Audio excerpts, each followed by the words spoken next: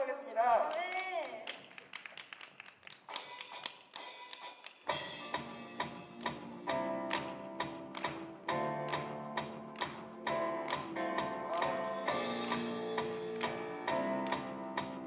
기쁘게 찬양합니다. 주님의 영광 나타나셨네. 주님의 영광 나타나셨네. 온 눈으로 임하셨네.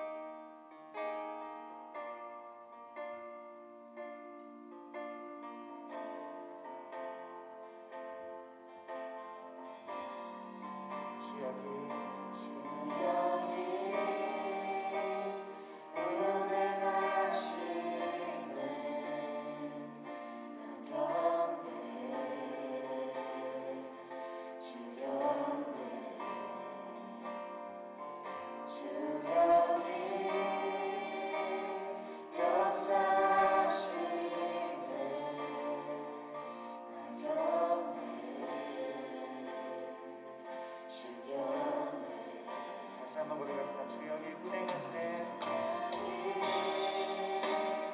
운행하시네.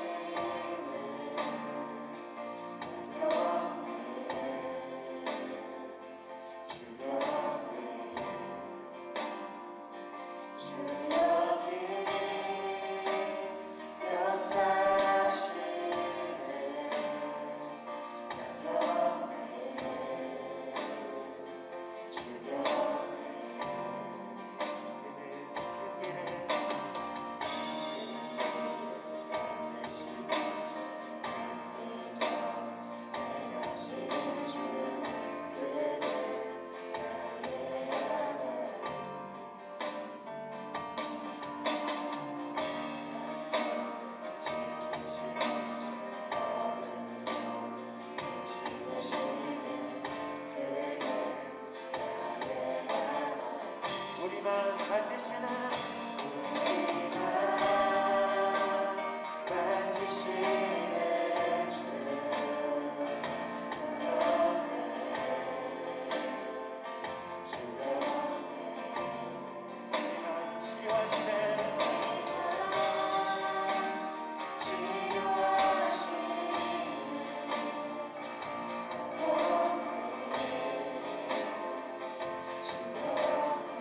우리 삶 변화시키네. 우리 삶 변화시키네.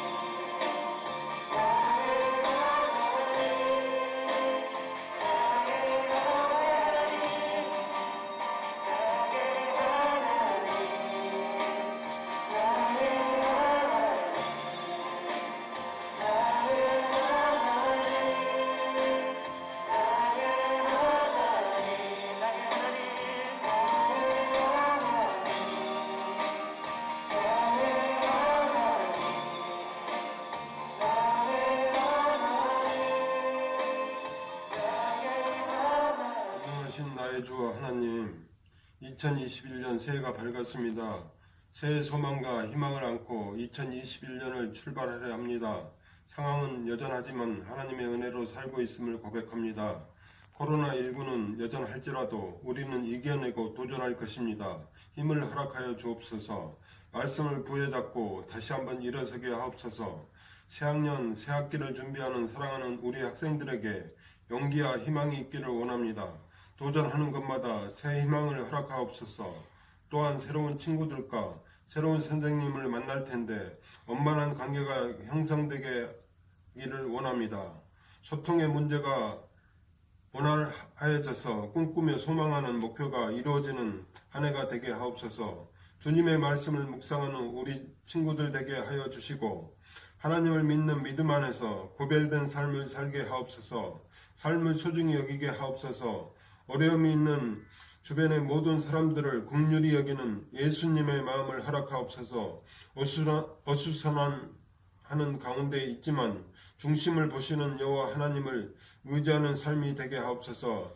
1학년 새로운 친구들 대면도 하지 못했습니다. 대면 예배로 드려지는 감격의 예배가 드려지게 하옵소서. 말씀을 전하시는 박승호 고등부 목사님을 축복하여 주시고 은혜의 예배로 드려지는 고등부 예배가 되게 하옵소서. 섬기는 모든 샘들에게 축복의 한 해가 되게 하옵소서. 예수님의 이름으로 기도합니다. 아멘. 할렐루야. 고등부 친구들 한 주간 잘 지냈나요? 오늘이 벌써 1월 17일, 1월도 셋째 주가 되었죠. 어제 정부 방역당국의 발표가 있는 날이었는데 사실 지금 목요일에 미리 이 영상을 찍고 있어서 사회적 거리두기 2.5단계가 계속 유지될 것인지 아니면 2단계로 완화될지 알 수 없는 상황인데 분위기로 봐서는 완전히는 아니고 부분적으로 완화될 것 같아요. 어쨌든 조금만 더 기다려 봅시다. 곧 만나게 될 날을 기대하고 기다리면서요. 자, 대면 예배 가능해지면 바로 공지를 하도록 할게요. 자, 지난주에 이어서 이번 주도 새해맞이 특별기도회가 수요일 새벽 그리고 수요 예배까지 있었죠. 원래는 지난주 8일에 기도회가 끝나는 거였는데 이렇게 영상 예배 드린 친구들은 아시겠지만 하다 보니 영상 예배로 이렇게 기도회를 드리다 보니 은혜가 넘쳤고 또 야고보서가 뒷부분이 조금 남아 있어서 목사님께서 3일 은혜 가운데 3일을 더 하셔서 야고보서를 수요일에 마치게 되었습니다. 그렇다는 건 지난주 말씀드린 대로 이번 주에도 우리 공과 가스펠 프로젝트로 수요 예배 설교가 진행되지 않고 야고보서 말씀을 한 주 더 봤다는 것이죠. 그래서 이번 주에는 지난 열흘간 보았던 이 야고보의 말씀 중에 핵심이 되는 부분을 함께 우리도 한번 살펴보면서 새해맞이 신년 기도회 때 받은 은혜를 우리도 함께 누려봤으면 합니다. 자, 말씀 듣기 전에 광고 다시 드리도록 할게요. 다음 주 주일은 졸업 예배입니다. 고3 친구들 마지막 고등부 마지막 예배예요. 온라인이든 대면이든 어쨌든 졸업 예배로 드리게 될 것입니다. 대면 예배로 드렸으면 참 좋겠네요. 기억하시고 아쉽지만 우리 고3 형 누나 언니 오빠들을 떠나보내면서 마음을 담아 우리 고1 2학년 모두 그리고 당사자인 고3 친구들 모두 예배에 참여해 주시기를 바라겠습니다. 이제 말씀 보도록 할게요. 오늘 우리에게 주시는 말씀은 신약성경 야고보서 1장 1절에서 8절까지인데 6절까지만 읽을게요. 시간상 1장 1절에서 6절까지 말씀 제가 읽어드리도록 할게요. 각 가정에서 함께 읽도록 하겠습니다. 야고보서 1장 1절에서 6절 말씀입니다. 하나님과 주 예수 그리스도의 종 야고보는 흩어져 있는 12지파에게 문안하노라. 내 형제들아, 너희가 여러 가지 시험을 당하거든 온전히 기쁘게 여기라. 이는 너희 믿음의 시련이 인내를 만들어내는 줄 너희가 알미라. 인내를 온전히 이루라. 이는 너희로 온전하고 구비하여 조금도 부족함이 없게 하려 함이라. 너희 중에 누구든지 지혜가 부족하거든 모든 사람에게 후히 주시고 꾸짖지 아니하시는 하나님께 구하라. 그리하면 주시리라. 오직 믿음으로 구하고 조금도 의심하지 말라. 아멘. 네, 6절 앞부분까지 말씀을 보았어요. 자, 야고보서가 시작되는 1장 1절에서 이렇게 우리가 읽은 대로 이렇게 시작을 하고 있습니다. 하나님과 주 예수 그리스도의 종 야고보는 흩어져 있는 12지파에게 문안하노라. 네, 여기에서 언급하고 있듯이 이 편지를 보낸 발신자는 하나님과 주 예수 그리스도의 종 야고보이고 이 편지를 받는 수신자는 흩어져 있는 12지파입니다. 성경에는 야고보라는 사람이 2명 등장을 해요. 하나는 예수님의 제자 야고보이고 또 하나는 예수님의 친형제 야고보예요. 이 야고보서를 기록한 야고보는 예수님의 제자 야고보가 아니고 예수님의 친형제 야고보입니다. 예루살렘 교회의 리더였던 야고보예요. 이 편지의 수신자는 흩어져 있는 12지파라고 되어 있는데 이들은 유대인들이에요. 예루살렘 교회에서 영향력이 있었던 유대인들이 각 곳으로 흩어졌는데 그 유대인들을 가리키는 것이죠. 야고보서의 전체적인 내용은 진정한 믿음은 무엇이냐, 믿는 자의 참된 모습은 어떤 것이냐 하는 것입니다. 믿음이라는 것은 눈에 보이지 않아요. 바로 그 믿음이 어떻게 눈에 보이게 드러나는지에 대해서 말씀하고 있는 부분입니다. 믿는 사람들에게는 이것이 참된 믿음이니 그것을 향해 나아가라고 격려하는 말씀이고, 믿지 않는 사람들 또는 자신이 믿었다고 착각하는 사람들에게는 이것이 참된 믿음인데, 이런 믿음을 가지고 있는지 자기 자신을 돌아보고 구원을 점검해 보라 라는 경고의 메시지가 야고보서에 담겨 있는 겁니다. 야고보는 때로는 사랑 많은 목자처럼 격려하기도 하고 때로는 선지자처럼 엄중하게 심판을 경고하기도 하면서 이렇게 흩어져 있는 유대인들에게 이야기를 합니다. 자, 우리가 6절 앞부분까지 읽었지만 야고보서 1장 1절에서 8절에 나오는 말씀은 진정으로 그리스도인들이 시험을 만났을 때 어떤 태도를 보여야 하는지 그것을 말씀하고 있어요. 보통 사람들은 어려움, 시험이 다가올 때, 고난이 다가올 때 왜? 라는 의문을 먼저 가집니다. 여호와여 어찌하여 멀리 서시며 어찌하여 환난 때에 숨으시나이까? 내 하나님이여 내 하나님이여 어찌 나를 버리셨나이까? 어찌 나를 멀리하여 돕지 아니하시오며 내 신음소리를 듣지 아니하시나이까? 이 시편의 기자처럼 다윗이 시편을 대부분을 썼는데 이 시편의 기자 다윗처럼 우리는 자연스럽게 왜 나에게 이런 질문을 하게 된다는 것이죠. 그러나 사실은 시험 가운데 있을 때 우리에게 필요한 것은 왜라는 질문보다는 어떻게입니다. 하나님 왜 저에게 이런 시험을 주십니까? 이런 질문이 아니라 하나님 이 어려움 속에서 제가 어떻게 해야 할까요? 라고 묻는 것이 살아있는 하나님을 주로 고백한 사람들이 던져야 할 질문인 것이죠. 오늘 말씀은 그 질문에 대한 답을 주고 있어요. 2절 말씀입니다. 내 형제들아 너희가 여러 가지 시험을 당하거든 온전히 기쁘게 여기라. 아멘. 여러분, 시험이라는 것이 참 다양하죠. 내가 그리스도인이기 때문에 당하는 어려움들이 있습니다. 또한 내가 주님을 믿지 않았다면 당하지 않았을 그런 어려움이 있는 것이고, 또한 그런 것과 상관없이 당하는 어려움도 있습니다. 여러 어려움들이 있는데 친구 관계에서의 어려움, 가정에서 당하는 어려움, 코로나와 같이 상상하지 못했던 질병이나 자연재해 등 다양하게 우리에게 고난, 이 어려움들이 다가오죠. 또한 이런 시험은 당연한 거예요. 혹시 당할지도 모르는 것이 아닙니다.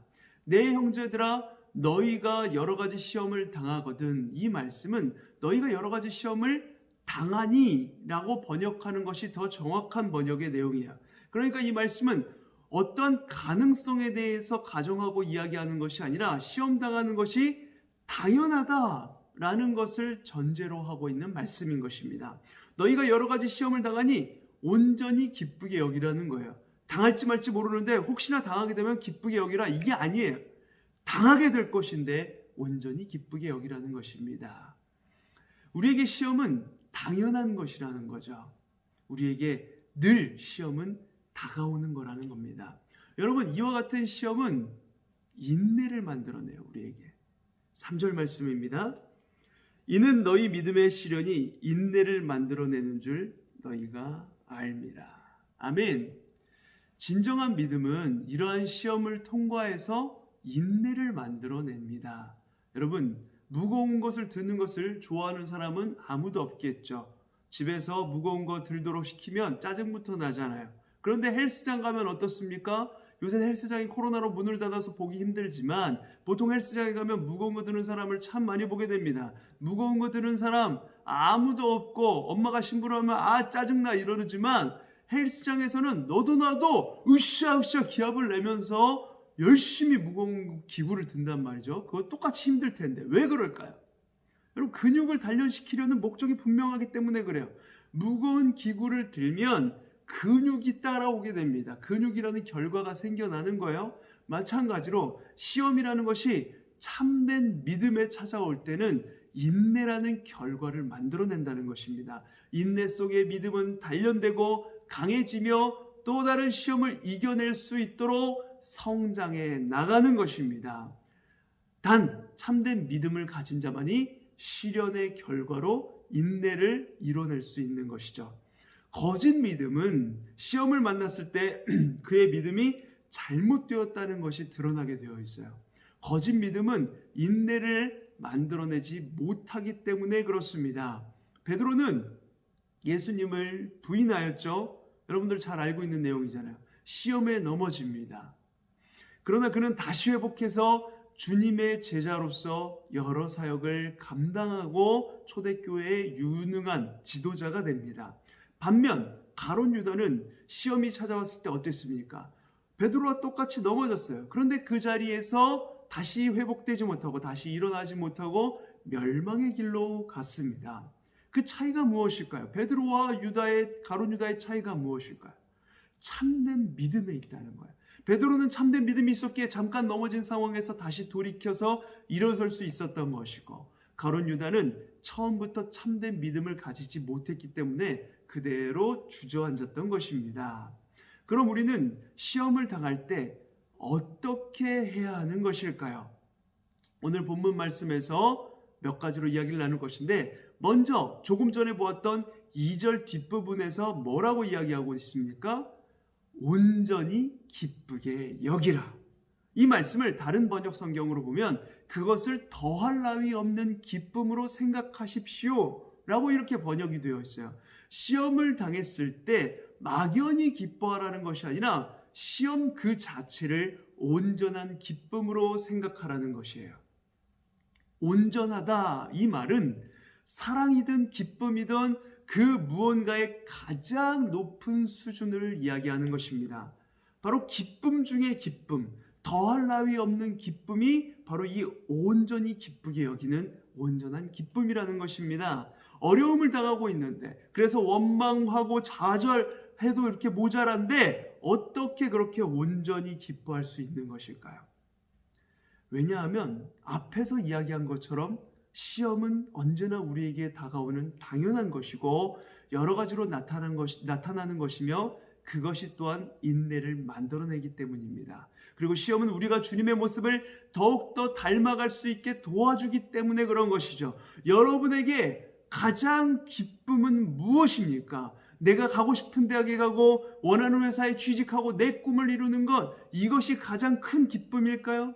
그런 꿈들을 이뤄도 우리에게 시험이 사라지는 것은 아닙니다.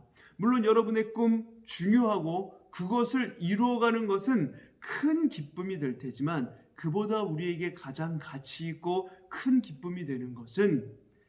큰 기쁨이 되는 것은 주님의 모습을 닮아가는 것, 하나님의 뜻에 순종해서 이 어두운 세상에 빛을 비추는 것, 그럴 수만 있다면 그것이 우리에게 가장 큰 기쁨, 가장 큰 보람이 되는 일이 아닐까요? 그런 의미에서 우리가 주님 닮은 모습으로 자라가게 하는 시험을 만났을 때 온전히 기뻐하라는 것입니다. 여러분, 그와 더불어서 4절에 인내를 온전히 이루라 라고 이렇게 말씀하고 있어요. 여러분, 인내 자체가 최종적인 목표가 아닙니다. 최종 목표는 그리스도의 모습을 닮아가는 것, 하나님께 영광을 돌리는 것이죠. 주님의 말씀에 순종하고 주님을 닮아가기 위해서 부단히 노력하며 싸우라는 것입니다. 우리는 주님의 뜻을 따르는데 부족한 모습이 많은 사람들이죠. 모두가 그렇잖아요. 목사님도 그래요. 이 세상에서 완벽하게 주의 뜻을 100% 순종하면서 살 수 있는 사람은 그 누구도 없습니다. 아무도 없어요. 다짐하고 또 다짐해도 계속 수련회 갔다 와서, 요새는 수련회도 못하고 있지만 죄 짓지 않겠다라고 주님의 자녀로 살겠다라고 다짐하지만 우리는 계속된 죄의 유혹에, 세상의 유혹에 넘어지고 또 넘어지고 그렇게 살아가죠. 지금까지 그래왔던 것처럼 앞으로도 그럴 거예요. 그러나 야고보서는 거기서 그대로 넘어져 있지 말고 인내를 온전히 이루라 라고 이렇게 말하고 있어요. 완벽하지 않지만 그럼에도 지금 그것을 향해서 이뤄가라는 것입니다. 우리가 때로 실패하고 넘어지지만 그럼에도 인내를 온전히 이루는 것이 우리가 해야 할 일인 것이죠. 또한 시험을 당할 때 우리는 어떻게 해야 하는 것일까요?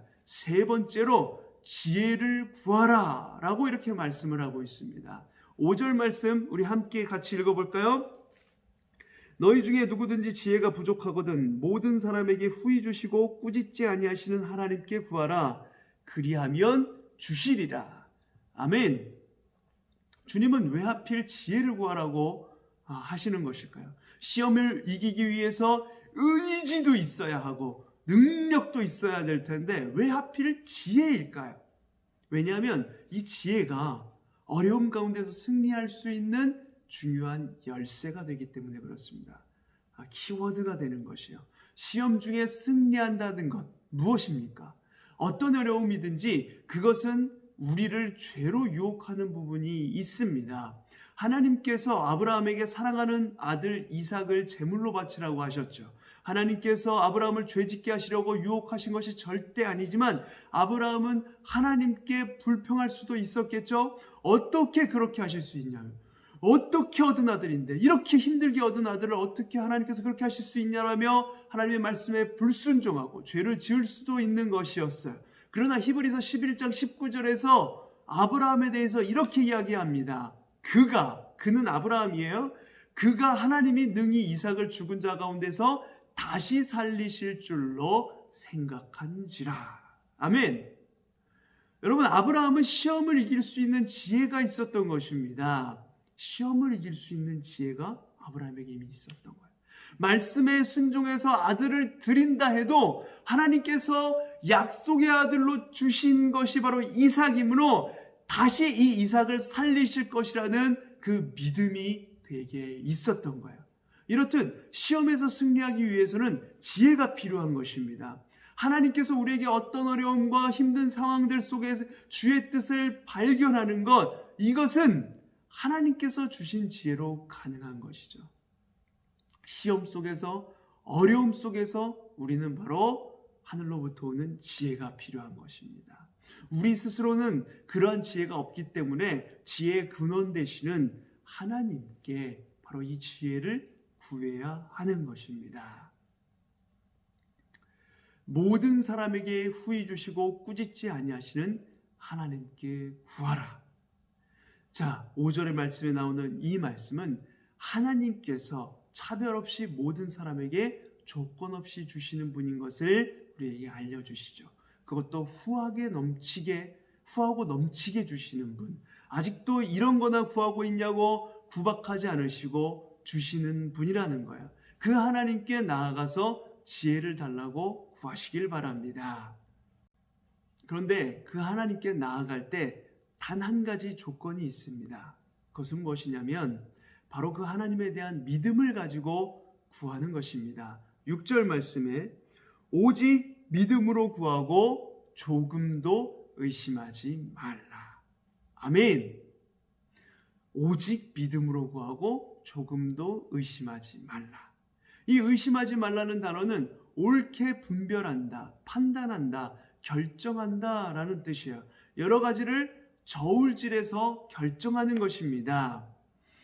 바로 그 저울 한쪽에 하나님이 올라가 있는 거예요. 그게 의심하는 거라는 거예요. 저울 한쪽에 하나님을 올려놓고 의심하는 거. 하나님은 절대적인 진리가 되시는 분이죠. 내 눈앞에 보이는 어려움에 하나님을 비교하고 저울질하는 것은 곧 하나님을 의심하는 거라는 겁니다.